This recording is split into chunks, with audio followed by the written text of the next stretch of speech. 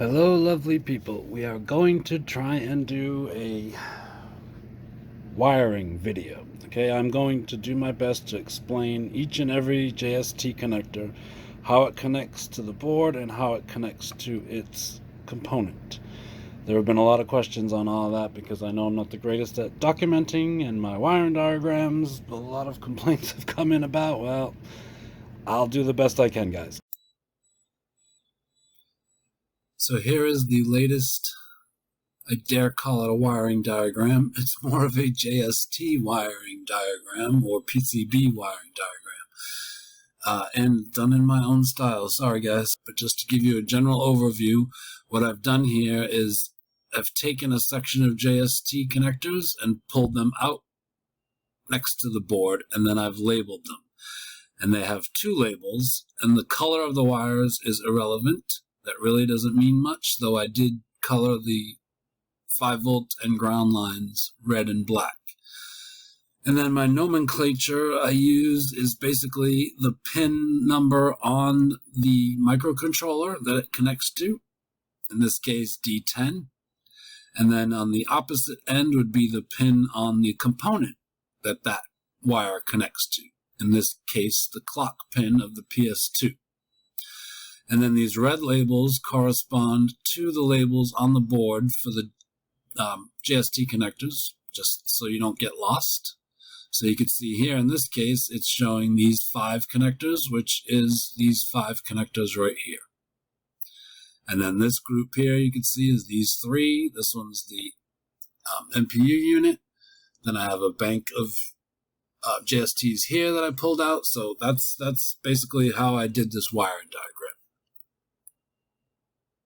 Okay, so first of all, I have both versions of my board here because I still have not finished soldering up the new version. So I have here the original version, 5.1, just sitting on top of that one. And the reason being, the only difference between these two boards is this power section right here. And the 2 little dip switches that I showed in my previous video, but that's irrelevant to this video. Okay, so let's start at power. Okay, your battery power comes in and it goes straight into the high voltage or high current voltage regulator, which is set to drop that voltage down to 6.8 volts, which is what our motors want. Okay, so from the output of this regulator, we're going to go straight into our first terminal on the new board. Or in the case of previous to the board, I just had this little terminal block wired up. So these 2 wires came straight from there. Because that source voltage then gets split to 3 different components. One being the 5-volt regulator underneath Nova. And that's what these 2 blocks are for. So one is 3 positive lines and one is 3 negative lines. So for the 3 places this power splits out to. So one of those places is, again, to the 5-volt regulator, which drops it down to 5 volts, which then comes up right here into the main board, into that terminal block. The second component, it goes out straight to the PWM controller, so that gets the full 6.8 volts that this is set to. And then the third just goes out to the small little voltmeter we have on Nova's rear, just a little display, so it can display 6.8 volts. So what we have here is this terminal right here is the incoming power from the voltage regulator, which is going to sit in this cutout of the PCB right here. And then if we look at my diagram, that would be this terminal right here. So you can see 6.8 volt buck. This is incoming. So it comes from that device's ground and voltage out. And then essentially in the PCB, this is wired to these 2 terminals so that we can share the 6.8 line to these 3 devices. The motors, the PWM controller and its switch on the back of Nova, the 5-volt buck converter underneath Nova, and the voltmeter on the back of Nova. Now, you guys may have put your voltmeters and switches and such elsewhere, but you'll know what I'm referring to. Okay, so that's pretty much the power supply and how it splits and where it goes, etc. Then the voltage regulator will tap off of the incoming battery power to this, and it will tap off and come to this power, this terminal as well, which then goes through the voltage divider into the teensy to monitor the voltage of the battery. All right, so that's the powertrain basically. Here we have the voltage regulator incoming power from the battery. So the battery comes in, ground and VIN, and that's all there is to that. From there, the PCB handles the rest. It goes through the resistors, the voltage regulator, to the teensy. Okay, next let's talk about some JST connectors. So the only ones on the body itself, not head, not the top, would be first the PWM controller, which plugs in right here, which you'll obviously see the markings on the board, so I won't go into that so much. But now I'll show this on the wiring diagram so that you'll understand. This is one of the easiest ones because it's pretty much one for one. These wires go straight to the PWM board in the same configuration. The PWM controller is pretty much 1-to-1 pin, as I explained. So you'll notice on your PWM control board, you have a 5-pin, actually, my apologies, there's 6 pins, I believe. 1 pin we are not using. That would be if you were using LEDs or low voltage motors. You can actually power them through a pin, that 6th pin, which we are not using, which I'm sure you all are already aware of. We feed that direct 6.8 power. So yes, these are 1-to-1 with this JST connector, nothing fancy about it. The only thing you always should pay attention to whenever there's a power line to make sure that you have the orientation correct, obviously. And on the latest board, I did go ahead and put positive signs on the side where that 5-volt line should be. Okay, and then next we have the battery monitor. Well, what used to be the battery monitor. If you're using the old board, you'll still have a wire come in that you'll plug into the JST here. If you're going to use the new version of the board, you will no longer need this because these 2 leads are going to come into this terminal block instead. So this is why I haven't finished up my project yet, because I do have to do a little rewiring to make it all work. So yeah, you may or may not have or need this JST connector for this. And then also, if you're going to use the current sensor, this will also be wired to that, which I'm also not using. As explained, this battery amp JST connector is really optional. Most of you probably will not use it for the battery monitoring. You may just use it for the amperage. However, if you did go ahead and build the DIY board that I originally had built for this, that has both the voltage divider and the current sensor on the one board, then yes, that's designed to have 2 leads coming out of it. And one would be for the battery monitor and one's for the current sensor, which would plug in here. You'd monitor both. If you do not use that DIY board, then you could still connect your current sensor here with its output, and then you can use the onboard voltage divider and battery monitor, voltage monitor here. So therefore, this pin, JST connector, I left grayed out because I personally am not using it, because I'm not using the current sensor anymore. And obviously I'm using my onboard voltage divider. Okay, this I already discussed. This comes from the 5-volt regulator underneath, directly into the main board power. And then the only other thing, part of the body, is the MP3 player. And that has its own JST with positive, negative, and then its 2 input pins. And that plugs in right here. So I'll also show this now in the wiring diagram.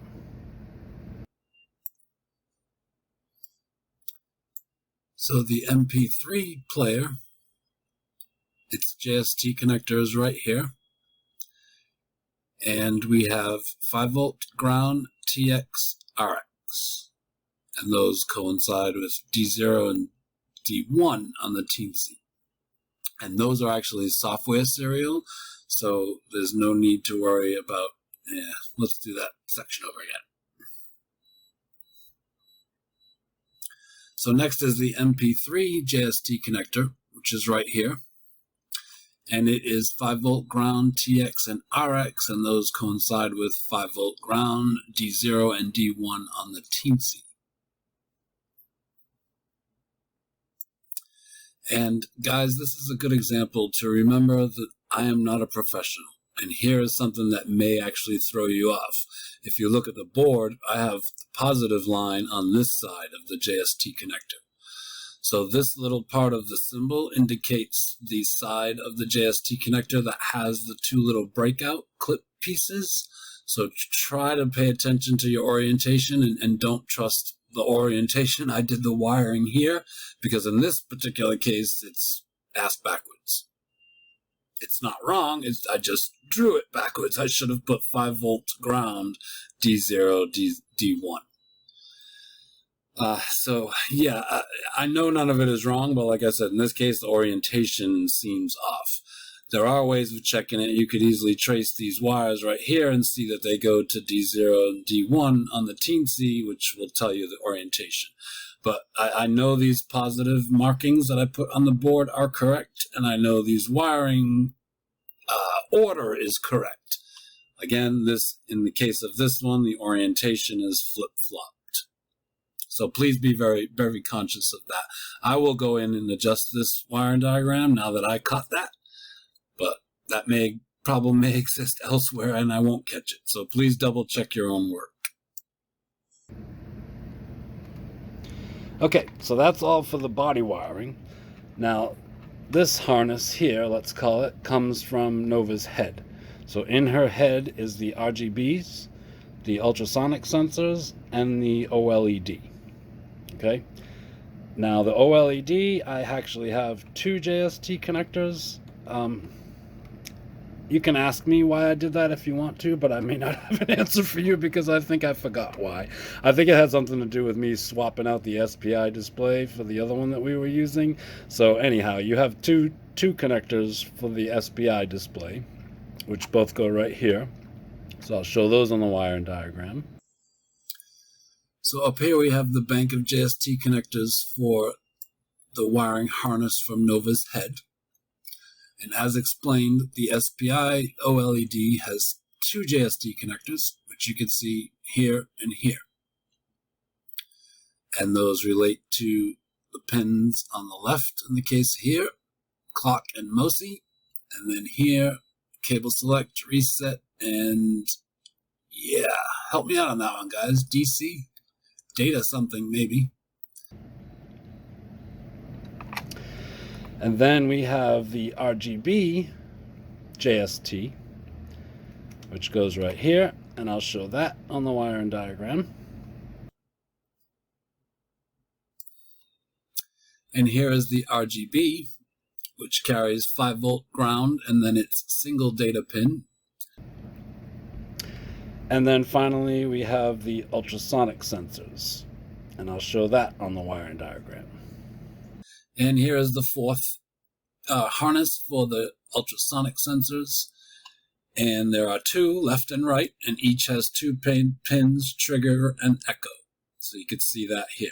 Now, just all you have to do, you can do it in the same exact order, and that will coincide with these correct pins, and you should be good. Most of this stuff, guys, you can always refer to the software. If you scroll down to the section where I set up the ultrasonic sensors, you will see the 4 pins listed there along with their correlation, trigger, echo, left, right. So you can always confirm that I'm correct on my diagram and you are correct in your wiring. And I really think you guys should be okay figuring all this out. And something that may look odd to you when you're wiring this up, when you go to connect your ultrasonic sensors, you may say to yourself, hey, wait a minute, Chris, these also have 5-volt and ground pins to each one of them. Why is that not on the JST connector? Well, for those of you who haven't already figured this out, and when you tried wiring it, all of these JST connectors or wiring harnesses are going to the same place, in this case, Nova's head. So there was no need to carry 4 separate 5-volt and ground lines. So in the case of this and her top, her lid, I only carry one set. in one of those JST connectors, and then at the head or in the lid, it'll split out to share that with the other 2 or 3 components. So in this case here, I'm passing 5 volt and ground with the RGB, and then in Nova's head, the display and the ultrasonic sensors tap off of that same 5 volt ground line. So that's kept our connectors and connections to a minimum, as well as wires to a minimum, by sharing those lines. It only happens twice, here and in the lid connectors. And quick discussion. Although I might have just showed you this on the wiring diagram, it's worth repeating. In a case like this, don't get confused that your OLED or your ultrasonic sensors don't have power leads. It would make no sense to pass 5 volt lines and ground with each one of those when they're all going to the same place. Therefore, the RGB carries the 5 volt and the ground, which then the ultrasonic sensors and the OLED tap off within the head. So you'll see that I do that a lot. I don't double up on the passing power lines along a wiring harness. I just use one at the board, and then it gets split up at its destination. You'll see the same thing for the cover now, which I'll show right now. So here is the cover wiring harness. Okay, again, you'll see this here is power, and you can see I have power coming into the board, and then this little harness here, I have it unplugged at the moment, plugs in underneath there, which is just 5 volt and ground, and it feeds everything. It feeds the 3 PIR sensors, and it feeds the PS2 remote. Okay, which you can see here. That's why the PS2 remote has 2 connectors. It's power, and then it's 4 data pins. Now I know I used red and black. I've explained that in previous videos, so don't call me out on that. Let me show this all to you on the wiring diagram, and then we'll go over it here physically all at once.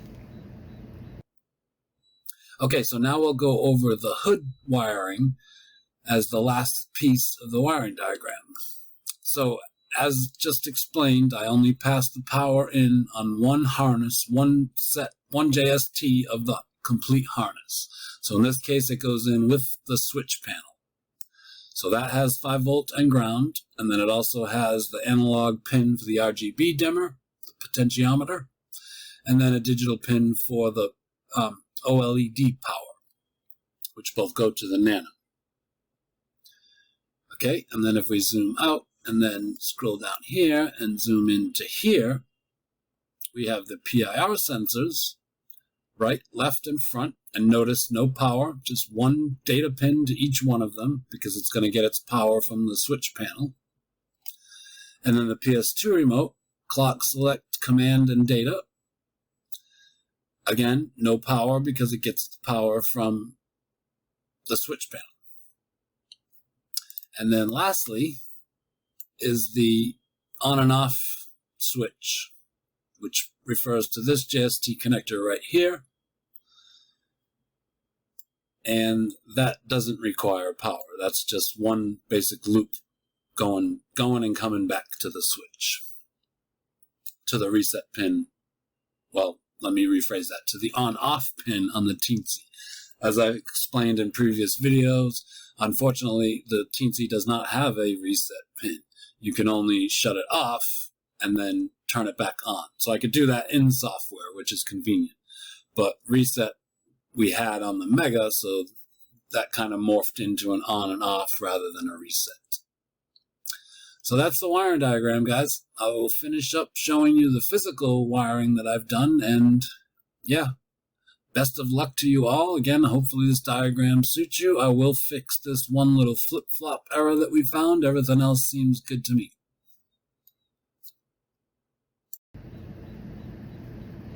Okay, so yes, here's the PS2. It's 4 pins, and then it gets its power from the 2 power pins that come along in with this harness. Okay, and then we have just a 2-wire power / on/off / reset button. And then this is for the volume control. And then this one is the switch panel, I call it, which really just brings power in. And then it's for the 2 controls for the nano to dim the RGBs and to turn on and off the OLED. And yeah, there you have it. And then obviously the 3 PIR sensors. Sorry, that's the third or fourth harness. Okay, so yeah guys, those are all your wiring harnesses. Hopefully this physical view in conjunction with me flipping back and forth to the wiring diagram, which is available on the website and GitHub, etc. to refer to, guys. And I think you should be able to figure the rest out from there, hopefully. But of course, any questions, any comments, any feedback, any errors you see, which hopefully you won't, please let me know. Please share, ask your questions down in the comments below or on our Discord server. Alright guys, good luck to everybody wiring this baby up. I've seen so many of you have her already moving, walking, and responding, and that's so awesome to see. Keep up the great work, guys, and please join the community at NovaSpotMicro.com and upload your photos and videos. Much appreciated. See you all soon.